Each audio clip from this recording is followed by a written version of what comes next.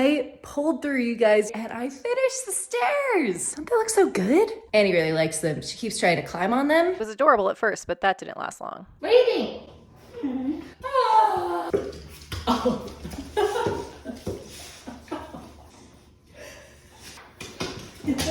No. You have to be careful. There's no railing. No.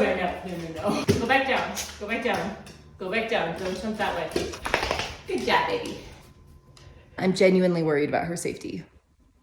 So I'm gonna put up a temporary rail until, I can get around to that. Back to the baby gate safety railing, and before you come at me in the comments, I know this is screaming OSHA violation. Now, is this the best railing in the world? No, absolutely not. It's a little bit horrific, if I'm honest. Does it give me a little bit of hope that it will possibly prevent my dog from leaping to her death?